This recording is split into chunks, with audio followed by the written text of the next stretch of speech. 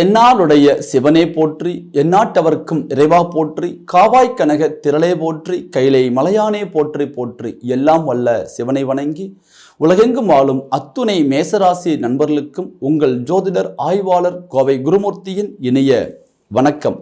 மேசராசி நண்பர்களே, ஜோதிடம் சார்ந்த பல சித்தாந்தங்களை தொடர்ந்து பதிவிட்டு வருகின்றோம். அந்த அடிப்படையில் இன்றைய தினம் நாம் காணக்கூடிய தலைப்பு, மேசராசி நண்பர்களுக்கு நடக்கப் போகின்ற குரு பகவானது பயிற்சி எது போன்ற ஒரு மாற்றங்களையும் ஒரு முன்னேற்றங்களையும் கொடுக்க போகின்றது என்பதை இந்த பதிவில் எளிமையாக துல்லியமாக நம்ம பார்க்க போகிறோம். 2025ஆம் ஆண்டு மே மாதம் 15ஆம் தேதி குரு பகவான் மேசராசிக்கு 2ஆம் பாவகம் என்று சொல்லக்கூடிய தனஸ்தானத்திலிருந்து 3ஆம் பாவகம் என்று சொல்லக்கூடிய தைரியஸ்தானத்திற்கு வருகிறார். இது ஒரு அற்புதமான ஒரு காலகட்டம். இந்த ஒரு அமைப்பு மேசராசி நண்பர்களுக்கு வாழ்க்கையில் இது போன்ற ஒரு மாற்றங்களையும் ஒரு முன்னேற்றங்களையும் கொடுக்க போகின்றார் என்பதை இந்த பதிவில் எளிமையாக துல்லியமாக நம்ம பார்க்கலாம். நம்ம சேனலை முதல் முறையாக பார்க்குறவங்க நீங்களாக இருந்தால் சப்ஸ்கிரைப் பண்ணிக்கோங்க, பெல் பட்டன் கிளிக் பண்ணி ஆல் ஆப்ஷன் கொடுத்துக்கோங்க. மேசராசி நண்பர்களே, காலத்தால் உங்களை யாரும் வெல்ல முடியாது என்ற போர் குணம் படைத்தவங்க தான் நீங்க. மேசராசியில பிறந்த ஆண்களாக இருந்தாலும் பெண்களாக இருந்தாலும் விதியை கூட மதியால் வெல்ல முடியும் அப்படிங்கக்கூடிய சாமர்த்தியம் படைத்தவர்கள். காரணம், நிறைய பேர் சொல்லுவாங்க மேசராசி அப்படின்னாவே கோபப்படக்கூடியவங்க, வேகப்படக்கூடியவங்க. கண்டிப்பா கோபமும் வேகமும் ஒரு ராசிக்கே உரித்தானதுன்னா அது மேசராசிக்கு சொல்லலாம். நியாயமான கோபமாக இருக்கும், நியாயமான வேகமாக இருக்கும். உங்களுடைய வாழ்க்கையில ஒரு முடிவெடுத்தா அந்த முடிவுல ஒரு கான்ஃபிடென்ட்டா போல்டா இறங்கி செயல்படக்கூடியவங்க தான் நீங்க. எந்த ஒரு விஷயமாக இருந்தாலும் கூட ஒரு விஷயத்தை ஒரு தடவை செய்யறதுக்கு முன்னாடி பல தடவை யோசிச்சு செய்யக்கூடியவங்க மேசராசி நண்பர்கள். காரணம் என்ன கேட்டீங்கன்னா, ராசிக்கு அதிபதி செவ்வாய் பகவான் உங்க ராசியில் தான் சூரிய பகவான் உச்சம் பெறுவார். ஆளுமை நிறைந்த கிரகமாகிய சூரிய பகவான், ஒளி கிரகமாகிய சூரிய பகவான் உச்சம் பெறக்கூடிய ராசியே மேசராசி. இவ்வளவு ஒரு அற்புதமான ஒரு ராசி. நிறைய பேருடைய ஒரு குழப்பம் என்னன்னு கேட்டீங்கன்னா, சார் 7 சனி ஆரம்பிச்சிருச்சுங்கிறாங்க, இதனால எங்களுக்கு ஒரு மிகப்பெரிய ஒரு சவாலாக இருந்துருமா?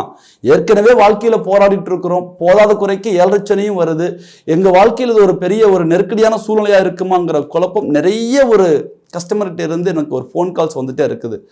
ஆனா 100% மேசராசியில பிறந்தவங்க ஃபர்ஸ்ட் ஆஃப் ஆல் குரு பயிற்சி பலன் பார்க்கறதுக்கு முன்னாடி ஒரு சின்ன கிளாரிபிகேஷன். இந்த 7 சனியை கண்டு பயப்பட தேவையில்லை. இது ஏன் கான்ஃபிடண்டா சொல்றோம் அப்படின்னு கேட்டீங்கன்னா, மேசராசிக்கு 11ஆம் பாவகம். ஏன்னா மேசராசி என்பது சரராசி, காலச்சக்கரத்தில் முதல் ராசி. இதன் பெயர் சரம் ராசி என்று சொல்வோம். சரராசிக்கு 11ஆம் பாவகம் என்பது பாதகஸ்தானம். கடந்த காலகட்டங்களில் 11ஆம் பாவகத்தில் 11ஆம் பாவகாதிபதியாக வரக்கூடிய சனி பகவான் ஆட்சி பிளஸ் பார்த்தீங்கன்னா அவர் அந்த இடத்துல பலம் பொருந்தி நின்றார். ஆக ஒரு ராசிக்கு பாதகாதிபதி பலம் பெறுவது என்பது மிகப்பெரிய ஒரு போராட்டம். அதை விட ஒரு போராட்டம் இந்த 7 சனியில ஆரம்ப காலகட்டத்தில் உங்களுக்கு இருந்துடாது.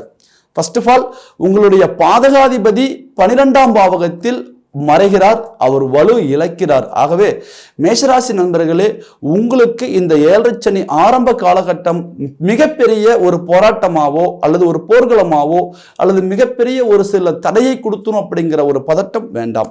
அதே போல இந்த 7 சனி அப்படின்னு சொல்லும் பொழுது முதல் சுற்று, 2ஆம் சுற்று, 3ஆம் சுற்று என்று சொல்லக்கூடிய 3 நிலைகள் உண்டு. ஆக இந்த முதல் சுற்று என்பது 30 வயதுக்குள்ள இருக்கக்கூடியவங்களுக்கு கண்டிப்பாக இது முதல் சுற்றாக இருக்கும். 30 வயதுக்கு மேற்கொண்டு இருக்கக்கூடியவங்களுக்கு இது 2ஆம் சுற்றாக இருக்கும். இதுவே 60 வயதுக்கு நெருங்கி இருக்கக்கூடியவங்களுக்கு இது 3ஆவது சுற்றாக இருக்கும். ஆக முதல் சுற்று என்றால் வண்டி, வாகனம், தொழில், இது போல ஒரு விஷயங்கள்ல கவனம் தேவை. 2ஆம் சுற்று என்றால் பொங்கும் சனி. எந்த ஒரு முயற்சியாக இருந்தாலும் துணிந்து நீங்க எடுக்கக்கூடிய ஒரு சூழ்நிலையில் இருக்கிறீங்க அப்படிங்கக்கூடிய ஒரு நிலையில நீங்க உறுதியா இருங்க. 2ஆம் சுற்று உங்களுக்கு வளர்ச்சியை கொடுக்குமே தவிர வீழ்ச்சிகளை கொடுக்காது. ஆனாலும் கூட ஒரு சில முக்கிய முடிவுகள்ல நீங்க ரொம்பவும் கவனமா இருக்கணும். 3ஆம் சுற்று மங்கும் சனி.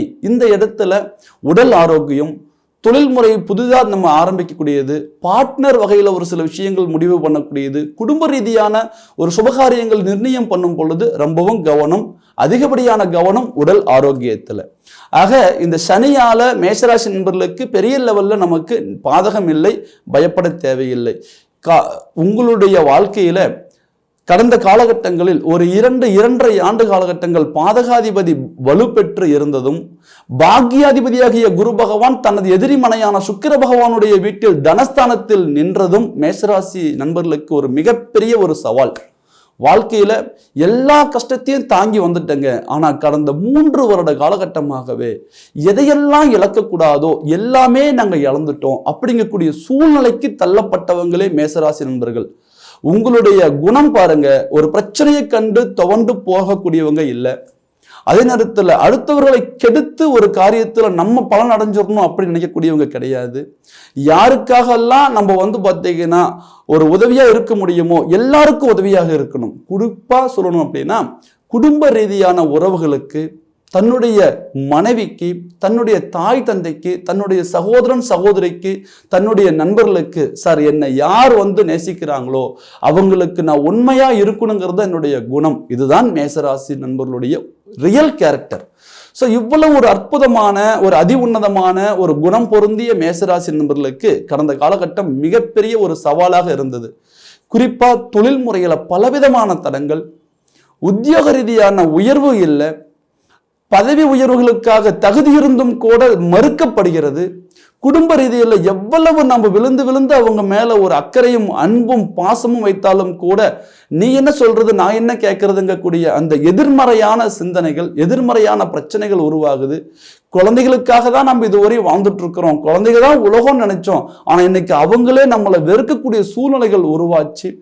மிகப்பெரிய இப்படி அடுக்கிட்டே போலாம். உங்களுக்கு ஒவ்வொரு விஷயத்திலையுமே எந்த அளவுக்கு நீங்க எதிர்பார்த்தீங்களோ எதிர்பார்த்த அளவுக்கு ஏமாற்றமே கடந்த காலகட்டம். ஸோ இவ்வளவு ஒரு நெருக்கடியில் இருந்த மேஷராசி நண்பர்களுக்கு இப்போ இந்த ஒரு ஆண்டு ஒரு அற்புதமான ஒரு மாற்றத்தை கொடுக்கக்கூடிய ஒரு அமைப்பு தான் இந்த குரு பகவானது பயிற்சி. 3ஆம் பாவகம் என்று சொல்லக்கூடிய தைரியஸ்தானத்திற்கு வருகிறார்.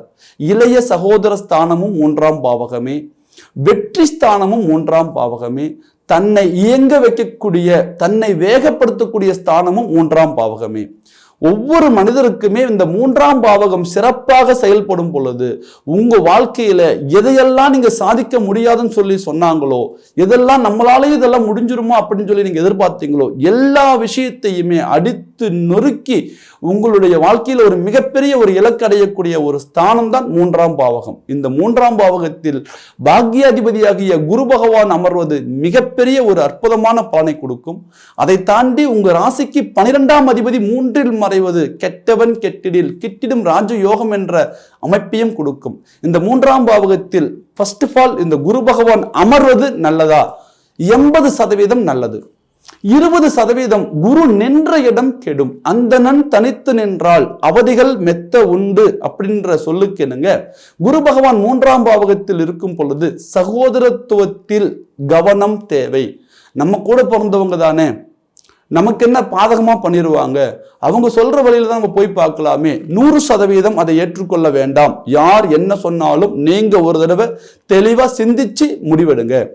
அதே போல ஒரு விஷயத்தை ஆரம்பிக்கிறதுக்கு முன்னாடி இது சரியான பாதையில போய் முடியுமா, அந்த இடத்துல கவனமா இருங்க. அதே போல உங்களுடைய வாழ்க்கையில நீங்க ஏதாவது ஒரு பொறுப்பு யார்ட்டையாவது நம்பி கொடுக்குறீங்க அப்படின்னா இந்த நேரத்துல இவங்களை நம்பி கொடுக்கலாமா? ஏன்னா அடுத்தவர்களை நம்பி செயல்படுத்தக்கூடிய ஒரு விஷயமும் 3ஆம் பாவகமே. அப்போ இந்த இடத்துல நம்ம ரொம்ப ரொம்ப கவனமா இருக்கணுங்க. ஸோ அடுத்தது இந்த குரு பகவான் நின்ற இடத்துடைய பலன் கொஞ்சம் கவனமாக இருந்தாலும் கூட பார்க்கின்ற பார்வைக்கு தோஷம் இல்லை.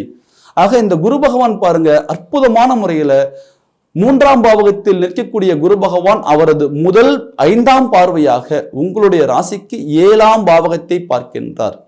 இந்த 7ஆம் பாவகம் என்பது ஒரு வாழ்க்கையில மிக அதி உன்னதமான ஸ்தானம். தனது ராசிக்கு நேர் எதிர்மனை. 7ஆம் பாவகம் என்பது உறவுகள், 7ஆம் பாவகம் என்பது நண்பர்கள், 7ஆம் பாவகமே திருமணம், 7ஆம் பாவகமே தனது வாழ்நாள் துணை கணவன் மனைவிக்கான ஸ்தானம். 7ஆம் பாவகம் என்பது தொழில் வகை பார்ட்னர்களை நிர்ணயம் பண்ணக்கூடிய ஒரு ஸ்தானம். ஆக கடந்த காலகட்டங்களில் இந்த 7ஆம் பாவகம் என்பது மிகப்பெரிய ஒரு சவாலாக குருவின் பலமும் இழந்து பாக்கியாதிபதியும் உங்களுக்கு பங்கம் அடைந்து பாதகாதிபதியும் வலுப்பெற்று இருந்ததுனால மிகப்பெரிய ஒரு சவாலாக இருந்தது. ஒரு சில முக்கிய முடிவுகளில் மேஷராசி நண்பர்கள் முன்னேறத்துக்கு. ஆக இந்த 7ஆம் பாவகத்துக்கு குரு பகவானது பார்வை கிடைக்கும் பொழுது தடைபெற்ற அனைத்து காரியங்களும் தடையில்லாமல் நடக்கும். உங்க வாழ்க்கையில பாருங்க, நீங்க யாரெல்லாம் நம்பக்கூடாதோ நம்பி ஒரு சில விஷயத்துல நீங்க ஏமாற்றத்தை அடைஞ்சிங்க, ஒரு துரோகத்தை சந்திச்சிங்க, ஒரு மன வலியை உருவாக்குனாங்க. நீங்க நல்லவங்க நம்பினவங்கெல்லாம் நமக்கு எதிர்மறையான ஒரு சிந்தனையை உருவாக்குனாங்க. யார் நல்லவங்க நம்பணுமோ அவங்க தான் சார் எனக்கு எதிரிகளாகவே மாறினாங்க. எல்லாமே இன்னைக்கு கூட இருந்து இன்னைக்கு குழி பறிச்சு மறைமுகமான சதிகளை செய்து என்னுடைய வாழ்க்கையில் இன்னைக்கு நான் முடங்கி போய் நிற்கிறதுக்கு நான் நம்பின உறவுகள், நம்பின நண்பர்கள், நம்பின ஒரு சில முக்கியமான ஒரு நபர்களே எனக்கு காரணமாக இருந்தாங்க. அப்படிங்கக்கூடிய நிலையை இந்த மேஷராசி நண்பர்கள் நீங்க சந்திச்சிருப்பீங்க. ஸோ அந்த இடத்துல யார் முன்னாடி நீங்க ஒரு துரோகத்தை சந்திச்சீங்களோ, யாரால நீங்க ஏமாற்றப்பட்டீங்களோ அவங்க முன்னாடி தலைநிமிர்ந்து நடக்கக்கூடிய ஒரு சூழ்நிலையை இந்த குரு பகவான் உங்களுக்கு கொடுக்கின்றார். அடுத்தது இந்த குரு பகவானது 7ஆம் பாவகத்துக்கு கிடைக்கக்கூடிய பார்வையின் மூலம் தடைப்பட்ட திருமணங்கள் நிறைய பேருக்கு நடக்க போகின்றது. சுப நிகழ்வுகள் நடக்கும். பலவிதமா நாங்க ட்ரை பண்றோம் சார், ஒவ்வொரு வருஷத்துலையும் நம்ம இந்த வருஷத்துல அமைஞ்சிரும், அடுத்த வயசுல அமைஞ்சிரும் சொல்லி எதிர்பார்த்தோம், ஏமாற்றம். எல்லாமே தடங்களாய் நின்னது. கண்டிப்பாக தடையான திருமண காரியங்கள் குருவின் பார்வை இருப்பதால் கட்டாயம் மே மாதம் 15ஆம் தேதிக்கு மேல் உங்களுக்கு திருமண காரியங்கள் கூடக்கூடிய ஒரு அற்புதமான ஒரு நிலையை கொடுக்கும். அதே போல 7ஆம் பாவகம் தொழில் பார்ட்னர். மேஷராசி நண்பர்கள் பொதுவாகவே யாரையும் நம்ப மாட்டாங்க. நீங்க தனித்து செயல்படக்கூடிய ஒரு ராசி. எந்த தொழிலா இருந்தாலும் என்னால முடிஞ்சா நான் சமாளிச்சுக்கிறேன்னு சொல்லக்கூடியவங்க. ஆனா நம்பி ஒரு சிலருடைய வார்த்தையில நீங்க அவங்கள நம்பி பயணம் பண்ணீங்க. உங்க வாழ்க்கையில மிகப்பெரிய ஒரு சவாலை சந்திச்சீங்க, மிகப்பெரிய ஒரு பொருளாதார நஷ்டத்தை சந்திச்சீங்க, மிகப்பெரிய ஒரு தொழில்முறை ஏமாற்றத்தை சந்திச்சீங்க. கண்டிப்பாக இந்த காலகட்டங்களில் இந்த பார்ட்னர் வகை உறவு முறைகள் இருக்கக்கூடிய பிரச்சனைகள் தீரும். தொழில் வகையில நிறைய மாற்றத்தை கொண்டு வர போறீங்க. அதே போல கணவன் மனைவி நீங்க யாருக்கு உண்மையா நீங்க இருந்தீங்களோ, மேஷராசி நண்பர்களே, ஆண்களாக இருந்தால் பெண்களால் பாதிக்கப்பட்டிருப்பீங்க, பெண்களாக இருந்தால் ஆண்களாக பாதிக்கப்பட்டிருப்பீங்க.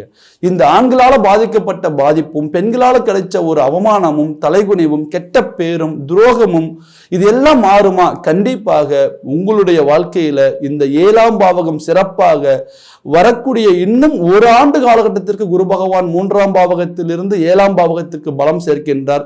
ஒரு அற்புதமான ஒரு மாற்றங்களை நீங்க சந்திக்க போறீங்க. எதிரிகளை வீழ்த்தக்கூடிய ஒரு அற்புதமான ஒரு கால அமைப்பு. அதையும் தாண்டி இந்த குரு பகவான் பாக்கியஸ்தானத்தை பார்க்கின்றார். தனது வாழ்க்கையில் தான் அனுபவிக்கக்கூடிய எல்லா விதமான சுகபோகங்களையும் கொடுக்கக்கூடியது 9ஆம் பாவகம். இந்த 9ஆம் பாவகாதிபதி என்கின்ற குரு பகவானே 2ஆம் பாவகத்தில் சுக்கிரனுடைய மனையில் அசுர குருவுடைய மனையில் அமர்ந்து அவர் பலகீனம் அடைந்தார். ஆக நிறைய விஷயங்கள் சார் எனக்கு இதுக்கு தகுதி இருக்கு, ஒரு உத்தியோக உயர்வு கிடைக்கல, ஒரு பூர்வீக சொத்து அதுல வில்லங்கம், ஒரு பதவி உயர்வு அதுல ஏமாற்றம், நான் ரொம்ப கஷ்டப்படுறேன், ரொம்ப ஹார்ட் ஒர்க் பண்றேன், எனக்கு எல்லா தகுதியும் இருக்கு, தகுதியே இல்லாத ஒருத்தருக்கு தூக்கி கொடுத்துட்டாங்க, இன்னைக்கு எனக்கு மிகப்பெரிய ஒரு அவமானமா இருக்கு.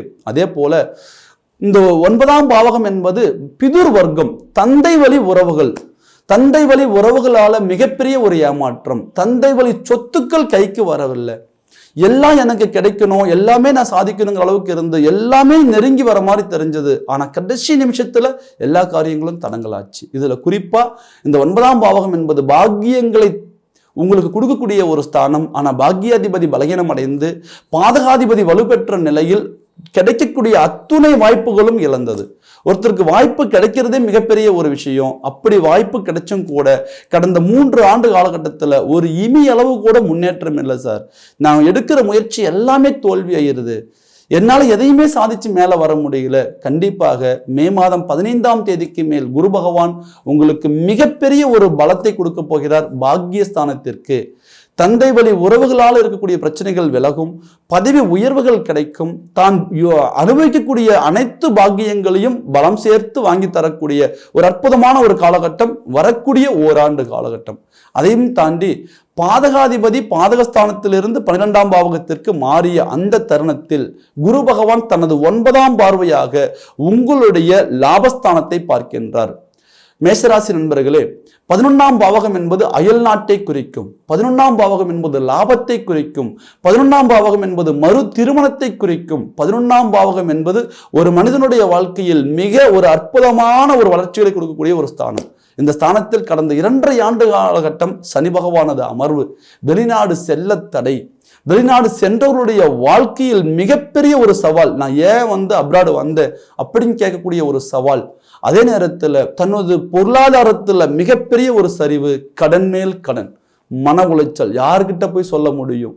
யார்கிட்டையுமே சொல்ல முடியல. எனக்கு வரக்கூடிய பணம் என் கைக்கு வரல, நான் கொடுத்த பணம் எனக்கு சரியான முறையில் போய் சேரல, நான் எதை நம்பி நான் ஆரம்பிச்சனோ அது எனக்கு ஒரு மிகப்பெரிய நஷ்டத்தை கொடுத்தது. யாரெல்லாம் நம்ப வச்சு இது நீங்க செய்யுங்க, நீங்க நல்லா சாதிச்சிருவீங்க அப்படின்னாங்களோ இன்னைக்கு அவங்க சாதிச்சுட்டு போயிட்டாங்க. என்ன இன்னைக்கு ஒரு நடுத்தெருவில் நிறுத்தின மாதிரி நிறுத்திட்டு போயிட்டாங்க. அப்படிங்கக்கூடிய ஒரு மிகப்பெரிய ஒரு ஏமாற்றம் பொருளாதாரத்துல. அதையும் தாண்டி ஏதாவது ஒரு சின்ன வாய்ப்பு கிடைச்சா நான் சாதிச்சிருவேன் சார், எனக்கு கொஞ்சம் பண சப்போர்ட் இருந்தால் சாதிச்சிருவேன். கண்டிப்பாக இந்த ஒரு ஆண்டு உங்களுடைய வாழ்க்கையில் நிச்சயம் உங்களுக்கு தேவையான பொருளாதாரத்தை தரக்கூடிய ஒரு யோகமாக இந்த குரு பகவானது பயிற்சி வருகின்றது. பாதகா ஸ்தானத்திற்கு 11ஆம் பாவகத்திற்கு குரு பகவானது பார்வை கிடைக்கின்றது. மறுமணம் அமையக்கூடிய ஒரு வாய்ப்புகள் உண்டு. அதையும் தாண்டி 11ஆம் பாவகம் என்பது உங்களுடைய வாழ்க்கையில மிகப்பெரிய பொருளாதார வளர்ச்சியை கொடுத்து உங்களுடைய வாழ்வாதாரத்தில் இருக்கக்கூடிய அத்துணை கடன் சுமைகள் இருந்து வெளியில கொண்டு வர போறாங்க. ஏன்னா மேஷராசி நண்பர்கள் 3 விஷயத்துல கடந்த காலகட்டத்தில் பாதிக்கப்பட்டீங்க. ஒண்ணு, உங்களுடைய குடும்ப ரீதியான சிக்கல், கணவன் மனைவி உறவுமுறைகள்ல பாதிப்பு.